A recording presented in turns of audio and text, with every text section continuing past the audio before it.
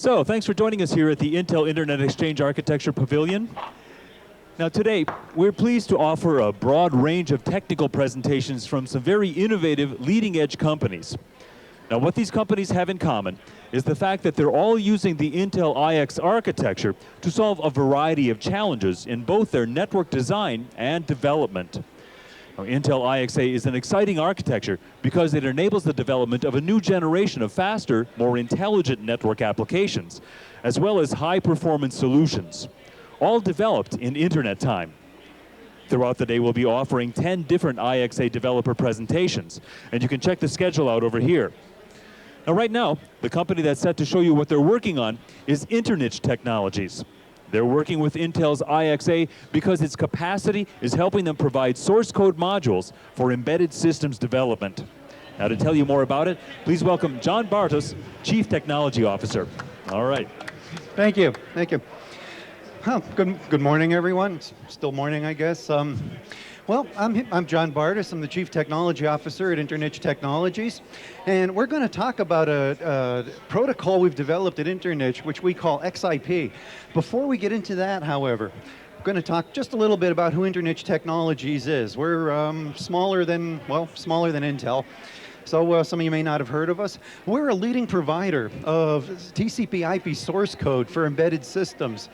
What does that mean? It means if you've got something like a wall thermostat, a handheld cell phone, a garage door opener, you want to put it on the internet, we sell the TCP/IP stack to enable that. We scale to processors from 8 bits up to 32 bits. We'll be on 64 bits fairly soon, I'm sure. Again, our model is we sell source code. We've got web servers, web browsers, the whole TCP/IP stack, device drivers, basically everything a company needs if they want to build hardware, make it internet enabled, and get it to market fast. So that's who we are, what we do. And it's worth mentioning, we work on the Intel IXA architecture, the strong arm, and the x86, the 3 CPU architectures that are of interest to us here today. Now, to talk about the extended IP protocol, I'm going to actually deviate from the slide a little bit and explain what motivated us to develop this. The problem we had, one of our first applications was a customer of ours put a web server in a wall thermostat. As a regular wall thermostat, like you'd put on the wall of your house, $20 cost of goods to build the thermostat. They put a web server in it.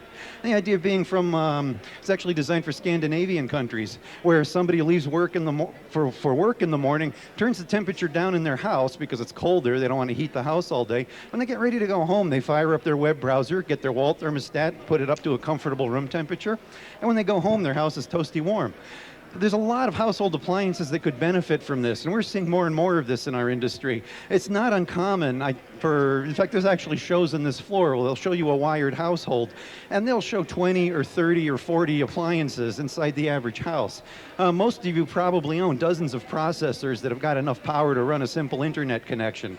So anyway, one of the problems we started to run across at InterNiche, people were asking us, well, how do I get an IP address for all these devices that we're going to put in the house? IP addresses cost money.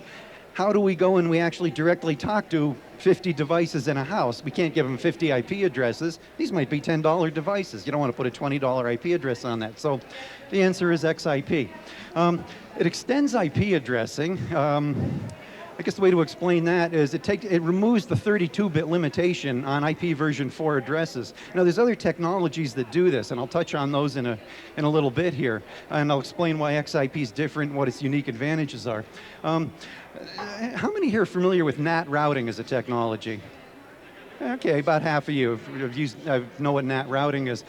You may be aware NAT routing has what's called the NAT router vendors, and we're a NAT router vendor, and our salesmen call it a firewall feature, and some of us engineers call it a firewall problem. It depends on which side of it you're on. But anyway, the issue is that from outside a NAT router, from a public network, from the regular internet, it's very hard to reach a device that's behind a NAT router. It's not impossible, but it's difficult. Your average homeowner or small business manager probably doesn't want to try to deal with the configuration issues that are involved in doing that. Another advantage of IXA is it's easily siliconizable. It's a very simple protocol, and one reason we're here in this booth today is it would lend itself to the approach of a company that's building processors based on versatile IP, based on something like the IXA architecture. Very easy to add XIP in increments to a design like this, and that also makes it ideal for layer 3 switches. I should stress, our initial implementation of XIP, we have a sample implementation that we've tested and runs very well. We did that in software at the ASP level in the Intel diagram that you've seen. Here we go, right over here. So anyway, getting onto that, why do XIP? As I mentioned, there's other solutions to this sort of problem. Well, IPv4 is running out of addresses. I think we all know that. IP version 6 it's been taking a long time getting here. I first looked at the RFCs for that 5 years ago, and I thought, great, this will solve my problems. Well, 5 years later, it's still not here. If it gets here, we'll withdraw XIP, but in the interim, XIP makes an excellent solution. Customers want secure access to the home. If you've got a wall thermostat on the World Wide Web, you don't want somebody getting in there and setting your house temperature to 110 degrees. That's no fun. You want some kind of security there. XIP does that. And then I've mentioned some of the device issues with NAT routing. You can't reach the devices behind the NAT router. It's very hard to daisy chain NAT routers. If you want to have a NAT router for a whole apartment building and then put another NAT router in each apartment, it's very difficult to daisy chain them like that. And then the last thing, well, two other things. NAT makes it very difficult to do the end-to-end encryption that IP security likes. And the last thing is NAT routers need special application layer gateways written for a lot of protocols. If you've ever tried to play Quake over a NAT router, or use See You See Me, or SNMP, or any number of other protocols, some are proprietary, some are standard, like SNMP, a lot of them don't work over NAT unless your NAT vendor provides you special software. And the provision of that software is very spotty. It's all over the place. So, how XIP solves these problems? The idea is to extend the IP address, but rather than just make a bigger IP address like version 6 did, we take the v4 header, the IP version 4 header, and we leave it alone. We don't change it. We add another header between the IP header and the TCP header or whatever's next. And inside that header, we place additional IP addressing information. For those of you familiar with NAT, you may be aware you have private IP addresses behind the NAT router. Usually this is like a 10.0.0. something, an IP address that looks like that. That information would actually go in the XIP header, that's between the IP header and the TCP header. This allows you to send a packet to an XIP router and have it strip out basically look at the IP header and the XIP header and then direct a plain TCP IPv4 packet to the host behind the NAT router on the private network that you want to get it to. This solves the problem with the house. You can have 50 devices in your house, give them all 10 net addresses, dynamic addresses. You've got thousands available, they're free, and you can reach all of them now from outside your house. What else is worth saying about that?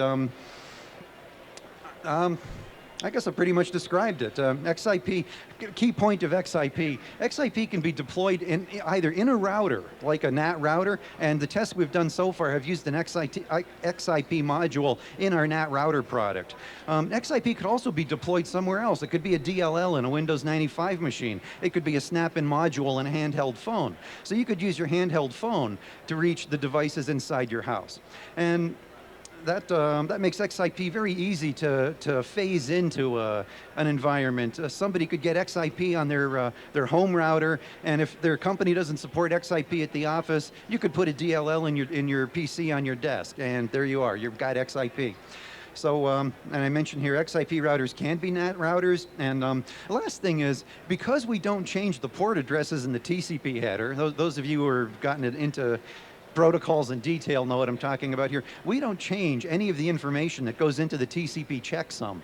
So the bottom line with that is IPsec and the various encryption protocols that are out there can encrypt the TCP header on up to the end of the packet. Very solid encryption. And that solves one of the problems with NAT is NAT doesn't allow that sort of encryption because of the way it plays games with the IP header. So anyway, this allows you to have a very secure access to your home, so not just any hacker can get in there and play with your sprinkler system or even worse, your security system. So anyway, the last thing is, again, because we don't alter any of the upper layer headers or any of the end-to-end IP addressing information, we get rid of the ALG problem. Things like Quake, FTP, SNMP, See You See Me, all work without an ALG anywhere in the router. So anyway, to recap, the benefits of XIP. The marketing guys wrote this. I didn't say infinite. It's almost infinite. We allow up to 24 bytes of IP addressing information in XIP. It's a really large number. Not quite infinite though. But requires no changes to the internet backbone. We've used XIP between two of our offices. It works just fine. It goes over any company's IP version 4 router. It goes through the routers in the fast path. We don't use IP options. So it allows us to send packets very rapidly. There's no hit to the ISP in terms of routing speed. It'll go through the sorts of switches that are being designed using the IXA architecture at full network speed. It's also compatible with your existing IP version 4 devices. Again, if you've got, well, like I tested with an IP running, a PC running Windows 98 and a PC running Linux. Works fine with both of them. You don't have to add any software to either one. Another thing is it's very easy to configure an XIP network with DHCP. Again, because you're using 10 net addresses with large address spaces, you could conceivably buy a DHCP router with a pre-canned database from Radio Shack, stick it on your home network, and it would just work. It would assign the DHCP addresses all over your house. Your average homeowner or small office manager would never have to think about it. Last thing is, again, because of the low overhead involved in XIP, the very, very light amount of work we do forwarding each packet, it lends itself to very fast routing in the XIP router, and it would also lend itself to switching if you wanted to put it down in silicon. So anyway, I've made a lot of promises here in the last few minutes, and I don't expect any of you to take this at face value. It's fairly complicated how we do this, but we've made the information available. Now, I don't like the term white paper. We've got it up here on the board, and over the years, white paper, I think, has come to mean basically a marketing spiel without a lot of technical information. This white paper was originally designed as an RFC. It gives you enough information that you can build a fully functional XIP router. And we're interested in sharing this technology with people. We're aware that the more widespread it gets, the better it's going to work. So we're not looking to keep it secret, or we haven't applied for a patent on it, but any terms we're very liberal about what we're going to do with it at this point. So anyway, here's the contact information. www.InterNiche.com is our website.